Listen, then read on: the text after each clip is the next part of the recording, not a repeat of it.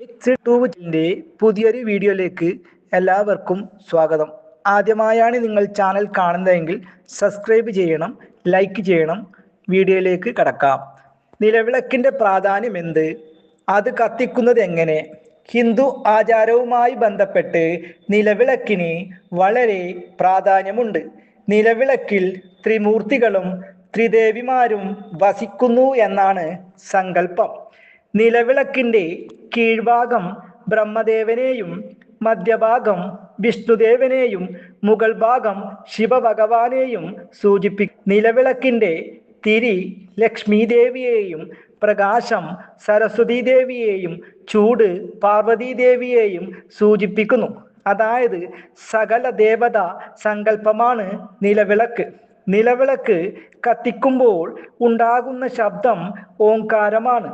അതായത് കത്തിക്കൊണ്ടിരിക്കുന്ന തിരിയിൽ എണ്ണ നിരന്തരം ചലിക്കുമ്പോൾ വായുവുമായി സമ്പർക്കം ഉണ്ടാകുകയും അങ്ങനെ ഓംകാരധ്വനി ഉത്ഭവിക്കുകയും ചെയ്യുന്നു. ഇങ്ങനെ ഉണ്ടാകുന്ന ഓംകാരധ്വനി നമ്മെ ഈശ്വരനിലേക്ക് അടുക്കുവാൻ സഹായിക്കുന്നു. ഓരോ പ്രധാനപ്പെട്ട ചടങ്ങിന് മുൻപും വിളക്ക് തെളിയിക്കുന്ന പാരമ്പര്യമാണ് നമുക്കുള്ളത്. വീടുകളിൽ സാധാരണയായി സന്ധ്യാസമയത്താണ് വിളക്ക് കത്തിച്ച് പ്രാർത്ഥിക്കുന്നത്. സന്ധ്യാസമയത്ത് അന്തരീക്ഷത്തിലെ തമോ ഗുണം വർദ്ധിക്കുകയും ഈ സമയത്ത് വിളക്ക് കത്തിക്കുമ്പോൾ അതിൽ നിന്ന് പ്രാണോർജം വീട്ടിലും പരിസരത്തും വ്യാപിക്കുകയും ഇതൊരു സംരക്ഷണ കവചമായി നിലകൊള്ളുകയും തമോ ഗുണത്തിൽ നിന്ന് നമ്മെ സംരക്ഷിക്കുകയും ചെയ്യുന്നു. നിലവിളക്കിൻ്റെ തത്വം വിവരിക്കാം. നിലവിളക്ക് അന്ധകാരത്തെ നീക്കി പ്രകാശം പരത്തുന്നു.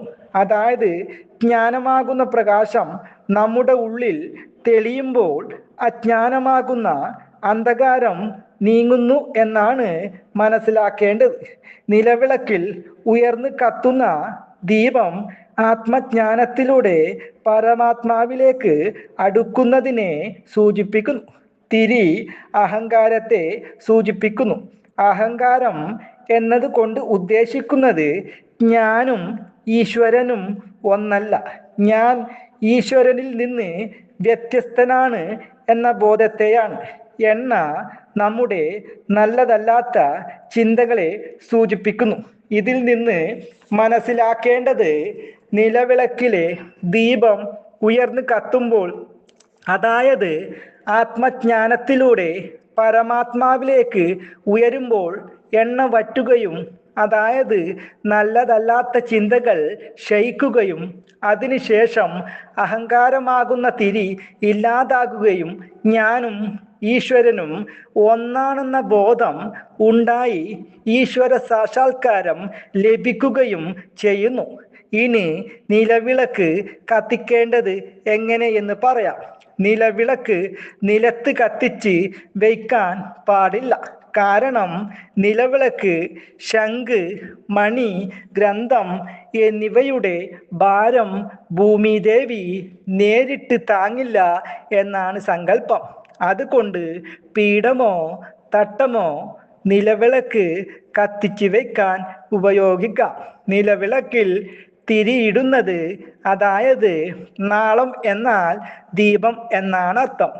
ഒരു ദീപം മഹാവ്യാധിയെയും 2 ദീപം ധനലാഭത്തെയും 3 ദീപം ആലസ്യത്തെയും 4 ദീപം ദാരിദ്ര്യത്തെയും 5 ദീപം ഐശ്വര്യത്തെയും സൂചിപ്പിക്കുന്നു.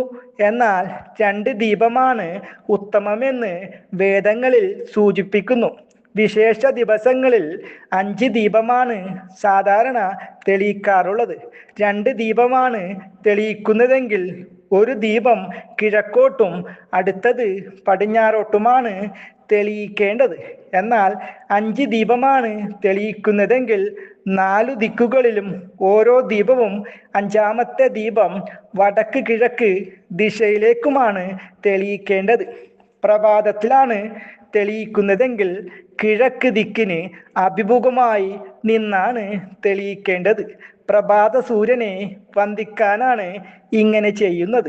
എന്നാൽ സായാഹ്നങ്ങളിൽ തെളിയിക്കുന്നതെങ്കിൽ പടിഞ്ഞാറോട്ട് നോക്കി നിന്നാണ് തെളിയിക്കേണ്ടത്. സായാഹ്ന സൂര്യനെ വന്ദിക്കുന്നതിന് വേണ്ടിയാണ് ഇങ്ങനെ ചെയ്യുന്നത്. വടക്ക് അഭിമുഖമായി നിന്നും ദീപം തെളിയിക്കാം. എന്നാൽ ഒരിക്കലും തെക്കോട്ട് അഭിമുഖമായി നിന്ന് ദീപം തെളിയിക്കാൻ പാടില്ല. ഇനി നിലവിളക്കിൽ ഉപയോഗിക്കേണ്ട എണ്ണയെക്കുറിച്ച് പറയാം. വെള്ളം കലർന്ന മൃഗക്കൊഴുപ്പിൽ നിന്ന് എടുത്തതോ ആയ എണ്ണ ഉപയോഗിക്കാൻ പാടില്ല. നല്ലെണ്ണയാണ് ഉത്തമം എന്ന് പറയുന്നത്. എന്നാൽ നെയ്വിളക്ക് അത്യുത്തമം എന്നാണ് വിശേഷിപ്പിച്ചിരിക്കുന്നത്. നിലവിളക്കിന് സമീപം ചന്ദനത്തിരി കത്തിച്ചു വെക്കുന്നതിനോടൊപ്പം വാൽക്കിണ്ടിയിൽ ശുദ്ധജലം വയ്ക്കുന്നത് ഉത്തമമാണ്. കുടുംബനാഥയാണ് നിലവിളക്ക് തെളിയിക്കേണ്ടത്. തൂത്തുവാരി തളിച്ച് കുളിച്ച് ശരീരശുദ്ധിയോടും മനഃശുദ്ധിയോടുമാണ് വിളക്ക് തെളിയിക്കേണ്ടത്. നല്ല പ്രകാശത്തോടു കൂടി സ്വർണ്ണ നിറത്തിൽ ചരിവില്ലാതെ ഉയർന്നു കത്തുന്ന നാളം ഐശ്വര്യത്തെ സൂചിപ്പിക്കുന്നു.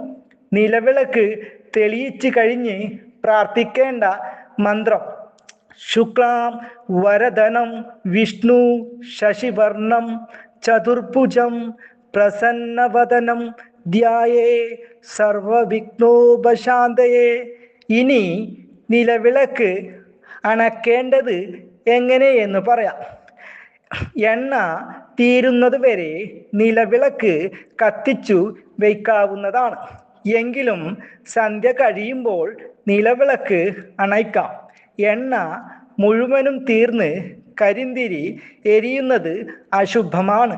ദീപം ഊതിക്കെടുത്താൻ പാടില്ല. തിരി പുറകിലേക്ക് കൊണ്ടുപോയി എണ്ണയിൽ മുക്കിയാണ് ദീപം അണയ്ക്കേണ്ടത്. ഇത്രയുമാണ് നിലവിളക്കിൻ്റെ പ്രാധാന്യം.